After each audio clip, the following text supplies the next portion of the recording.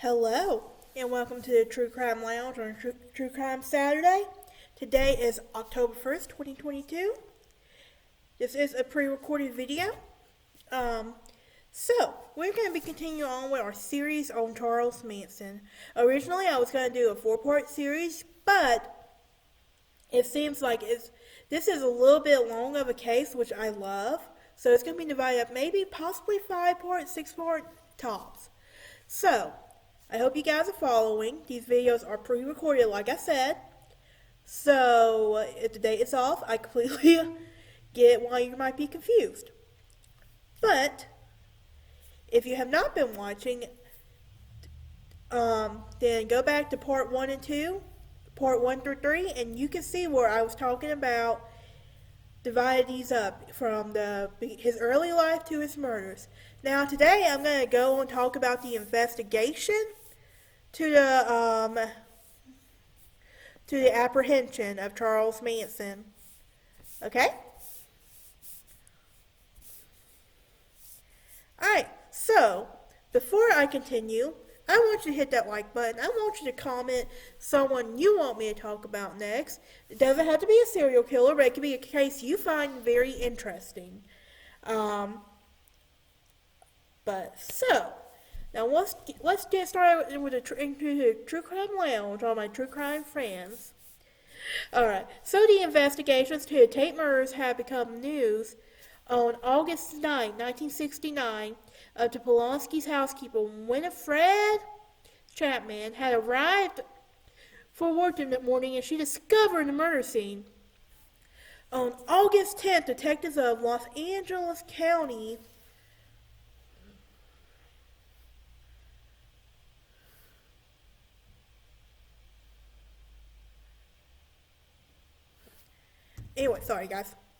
Los Angeles County's Sheriff's Department, which had jurisdiction in the Hinman case.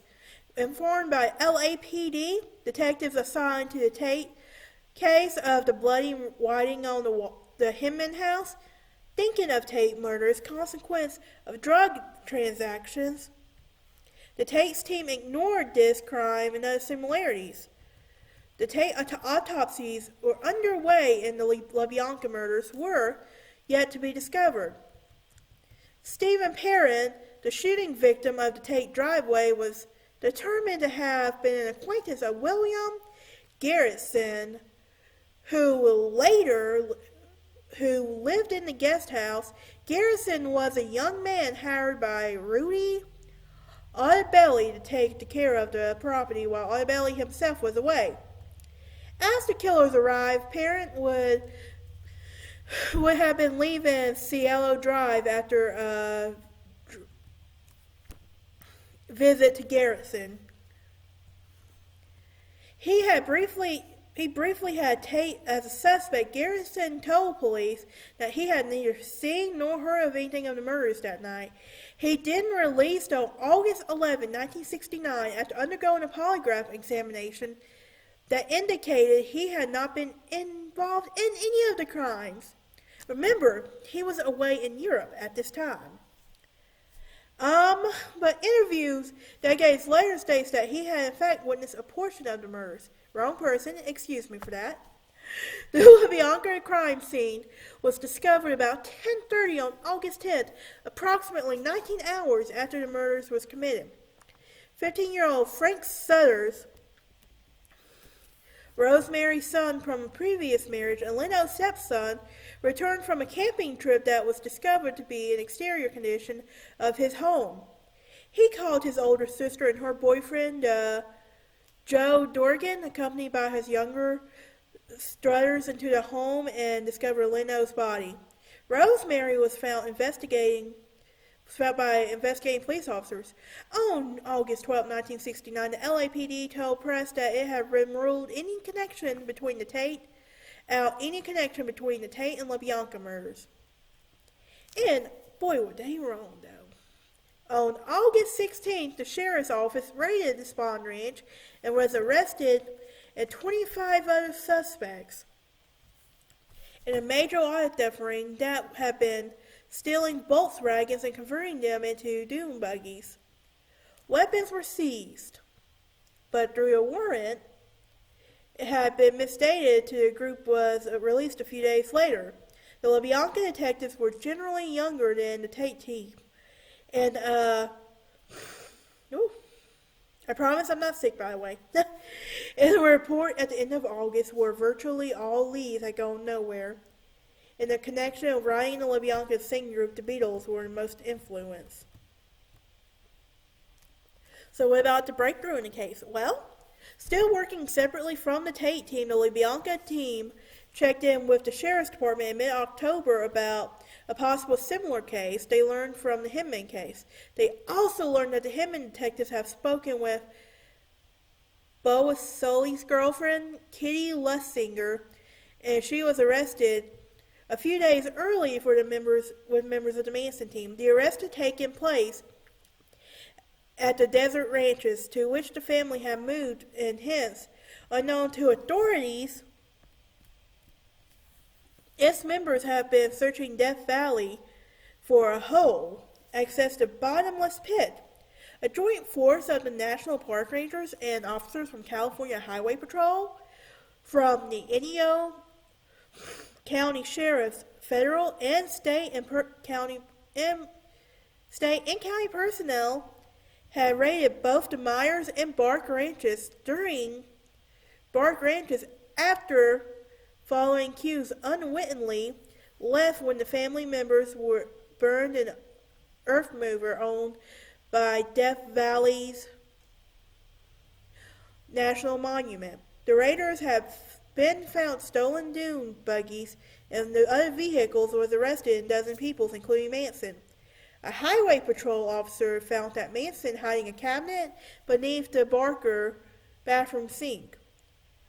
A month after they too had spoken out with Lussinger, the LaBianca detectives made contact with members of the motorcycle gang. She told them Manson had tried to enlist as his bodyguards while the family was at Spawn Ranch, while the gang members were providing information that suggested the link between Manson and the murders. A dormitory made Susan Atkins' success informing the PD on LAPD involvement of the crime. Atkins was later booked for Hinman's murder after she confirmed the sheriff's detective she's been involved. As Lussinger has said, transferred to Sybil Band Institute, a detention center in Los Angeles, she had began to talking to bunkmates Ronnie Howard and Virginia Graham, to whom she gave accounts as to what happened. So what about the apprehension? Hello guys. Promise you I'm not sick, it's just this change of the weather and my sinuses. It does this every year, so here's why my nose sounds very stuffy at the moment. But anyway, the last part of our video, the apprehension. On December 1st, 1969, acting on information from these sources, LAPD announced warrants for the arrest of Watson, Quinrinkle, and Cassidy in the Tate murders, and the suspect involvement of the LaBianca murders was noted. Manson and Atkins, already in custody, were not mentioned in connection between the LaBianca and Van Houten, who also among these arrested near Death Valley had yet been recognized. Watson and Quinrinkle, too, were already under arrest. Authorities in McKinley, Texas, and in Mobile, Alabama, have picked them up and noticed the LAPD that informed the warrant arrested surrendered authorities in Concord, New Hampshire on December 2nd. Before long, physical evidence such as Quinrinkle and Watson's fingerprints, which have been collected by the LAPD at Cielo Drive, have photographed between 340 and the 341 was argumentative by evidence recovered by the public. On September 1st, 1969, the distinctive .22 caliber high standard buntline special revolver Watson used in Parents, Sebring, and Prokowski had been given to the police by Stephen Wise, a 10-year-old who lived near Tate residence. Then, mid-December, when the Los Angeles Times published a crime account based on the events that happened, Wise' father made several phone calls which the LAPD to locate the gun of the evidence found and connected while murder via ballistics test recovered clothing from the Tate murders. The knives discarded en route from the Tate residence were never recovered despite a search by some of the same crewmen and months later by LAPD. A knife found behind the cushion of the chair in the Tate living room was apparently that of Susan Atkins, who had lost the knife in the course of the attack. Alright, that is part 3. Next week we're going to be talking about the trial, from the trial to the defense arrest. That's it. I will see y'all next time.